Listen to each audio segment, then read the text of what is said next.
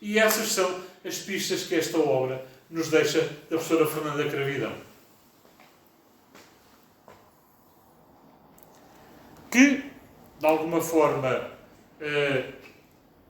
acaba por criar uma nova corrente de pensamento e acaba por criar também novas pessoas interessadas, nomeadamente no seu corpo de alunos que depois vêm a ser docentes da própria faculdade. Portanto, há toda uma corrente de pensadores da área da geografia humana e social que pegam nestas teorias e que acabam por alavancar novos conceitos. E daqui aparece um personagem perfeitamente atual, que é o Dr. Paulo Carvalho, que se tem dedicado muito preocupado, lausanense, muito preocupado com esta temática e que acaba por, na sua tese de doutoramento, meter cá fora uma obra emblemática e que acabou por ser, este aqui está feio, vamos meter tenha sido menos consultado, porque são obras muito consultadas, e acaba por meter cá fora isto, que é património construído e desenvolvimento em áreas de montanha. O caso da Serra da Lousã. Ou seja, mercê de um estudo aturado de vários anos, a calcorrear os caminhos da Serra, a bater às portas da Serra, de inquéritos sistemáticos, ele acaba, e também acedendo aos programas europeus e nacionais que foram colocados no terreno, ele acaba por, de alguma forma, pegar neste exemplo da Serra da Lousã e traçar-lhe um aspecto mais animador, que é o do desenvolvimento de uma área que há 15 anos atrás estava condenada ao abandono. Esta obra é de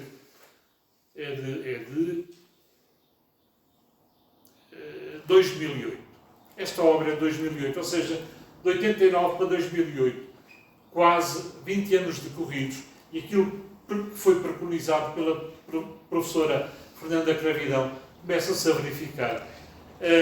Estamos a falar mais de uma análise ou de uma perspectiva de futuro? Isto é, o que é que... De uma análise do existente, mas de uma perspectiva de futuro face a outros exemplos de outras partes do país, mas também de Espanha, por exemplo.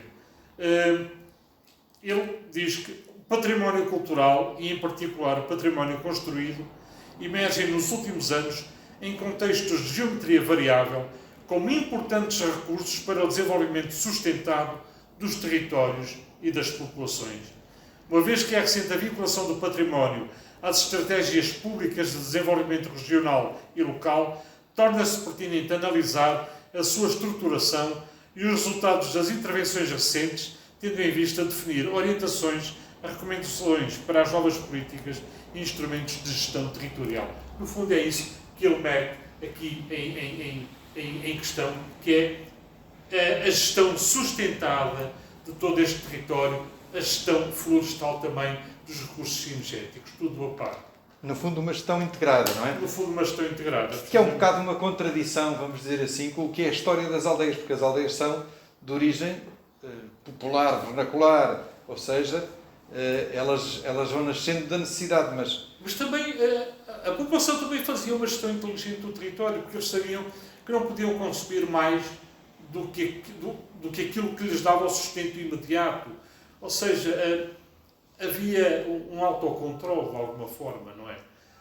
No fundo, nós agora limitamos e gerimos com instrumentos que há 50 anos eram autogeridos pelas populações locais.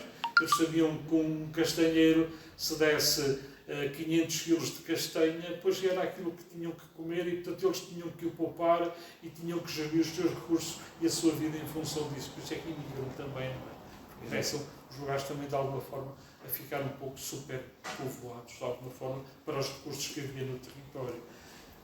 Decorrente desta análise, e um pouco refletindo aquilo que se passava de norte a sul, também muito ligado ao boom do turismo, e à procura de espaços naturais menos convencionais, ligados a uma visão às vezes até um pouco romanceada do território, surgiram os célebres concursos das Sete Maravilhas, não é?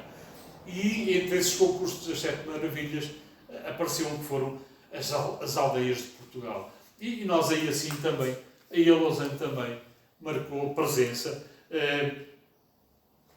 Sete Maravilhas das Aldeias de Portugal e esta obra de Luís Segadens, A Viagem que Ainda Ninguém Fez, por 49 aldeias de norte a sul do país. E aqui aparece, muito bem retratada, uma das nossas aldeias, que é a Aldeia da Cerdeira, que é um dos exemplos paradigmáticos de uma intervenção sustentada no território, com preocupações de respeito pela arquitetura vernacular, pela arquitetura tradicional. E, portanto, a Cerdeira foi a concurso, não ganhou, ficou pelo caminho, mas também, na minha opinião pessoal, não é algo que nos deva deixar desgostosos, porque já estava a trilhar o seu caminho. Isto foi um mero acidente de percurso, o seu caminho continuou a ser trilhado e hoje é um exemplo de recuperação notório e reconhecido, até tem ganho alguns prémios nessa área. É assim, no fundo, eu acabava por recomendar esta leitura em sequência, de alguma forma. Também não há muito mais. Há alguns trabalhos da própria Câmara Municipal. Há a revista Arunce, que tem alguns artigos, um ou outro também, sobre as aldeias da Serra da Lausanne. Mas sobre a atualidade destas aldeias, muito se tem escrito. Nós aqui pouco temos publicado, mas há sites. Há sites, por exemplo, recorrendo ao site das Aldeias do Xisto. É uma boa forma de alguém se poder introduzir ao tema da sua forma mais atual, verificar o que é que está a ser feito em termos de intervenção nas aldeias, o que é que elas têm a oferecer em termos de animação cultural, em termos de alojamento e restauração, qual é a sua população atual, qual é a vida dessas gentes, se estão mais ou menos habitadas ou desabitadas durante o ano. O site das Aldeias do Xisto seria um bom veículo para as pessoas se poderem terem uma boa introdução a este tema e depois poderem alargar os seus horizontes. Mas estamos todos convidados a ir à biblioteca? Estão todos convidados, obviamente. Isto é folhear. Um livro... não há nada que valha um bom livro folheado. E depois é assim, estas obras falam sobre isto. E depois há milhentos pequenos assuntos por aí espalhados que poderão dar prazer a quem gosta de tocar no papel, digamos assim, e que não encontramos na internet, porque nem tudo está na internet.